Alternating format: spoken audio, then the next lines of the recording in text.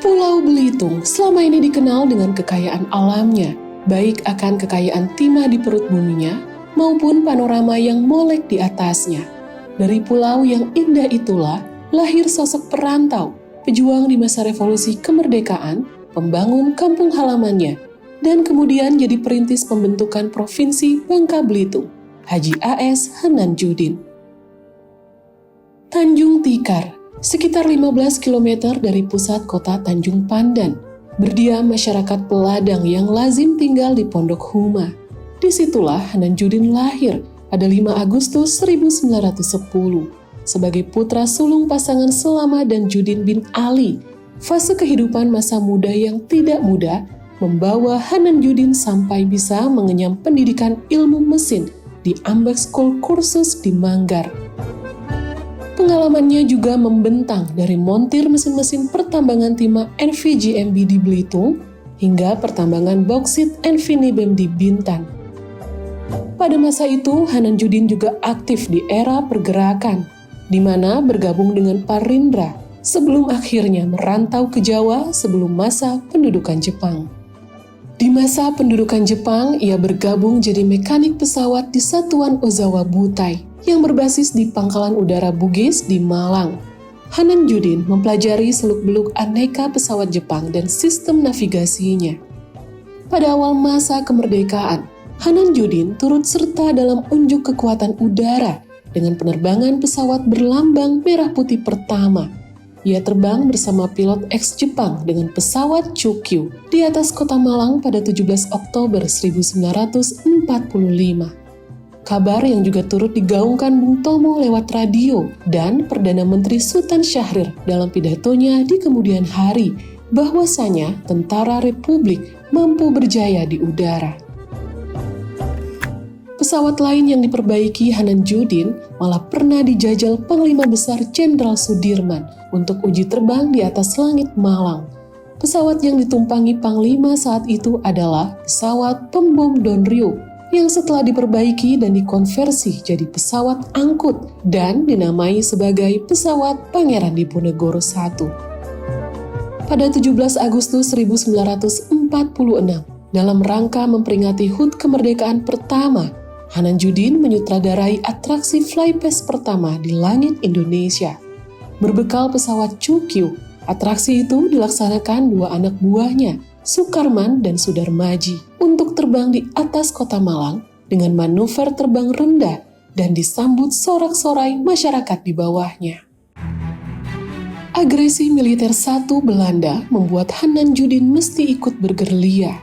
Bersama pasukan pertahanan teknik PPU 3, ia terlibat pertempuran hebat di Front Malang Timur pada 31 Agustus 1947. Begitupun pada masa agresi militer 2 Belanda, Hananjudin dan pasukan Detasemen Udara Prigi bahu-membahu dengan pasukan Korps Armada 4 ALRI membendung gempuran-gempuran kapal-kapal Belanda di pesisir Trenggalek. Selepas Perang Kemerdekaan, Hananjudin memimpin pasukan Kompi 1 Lanut Sultan Hasanuddin yang terlibat penumpasan pemberontakan Kahar Muzakkar, juga dalam operasi Trikora untuk merebut Irian Barat. Bukan hal mudah untuk membangun tempat kelahirannya. Pasca peristiwa 1965, kondisi perekonomian rakyat Belitung tengah terpuruk. Untuk mengatasi keterbatasan pangan misalnya, ia menganjurkan masyarakat dan para pegawai pemerintahan daerah untuk giat berladang demi kemandirian pangan. Sebelum viralnya wisata Belitung berkat novel Laskar Pelangi karya Andrea Hirata, Hananjudin sudah merintis pembangunan perekonomian melalui pariwisata. Ia tidak ingin Belitung hanya menggantungkan sumber ekonomi dari tambang. Setelah membangun infrastruktur jalan, Hananjudin membangun pariwisata dari pantai Tanjung Kelayang dengan membangun penginapan pesanggerahan Nyur Melambai di pinggir laut dengan konsep heritage. Hananjudin juga membangun potensi wisata di wilayah-wilayah lain seperti Teluk Gembira, Pantai Tambelang, hingga Membalong. Tak lupa turut membangun dermaga perahu untuk kelancaran transportasi laut dari Membalong sampai Pulau Seliu yang kaya akan komoditas kopra. Hanan Judin juga mempelopori perjuangan pembentukan provinsi. Ia menginisiasi pertemuan pemimpin daerah se-Bangka Belitung, termasuk yang hadir di antaranya Bupati Bangka M. Arub dan Wali Kota Pangkal Pinang Rustam Effendi. Pertemuan itu kemudian melahirkan ikrar bersama, kemudian diteruskan dengan pertemuan 3 daerah di Pangkal Pinang pada 7 hingga 9 Agustus 1971. Namun, sampai Hanan Judin selesai menjabat bupati, perjuangan itu belum berbuah manis. Bertahun-tahun kemudian, ketika Hanan Judin sudah tiada, impian baru itu terwujud pada tahun 2000 dengan melepaskan diri dari Provinsi Sumatera Selatan dan membentuk Provinsi Kepulauan Bangka Belitung. Menengok kiprahnya, ada satu hal yang tidak pernah berubah dalam diri Hanan Judin, adalah keberanian untuk merintis. Maka patutlah masyarakat Provinsi Bangka Belitung memiliki sosok yang hendak diusulkan sebagai pahlawan nasional.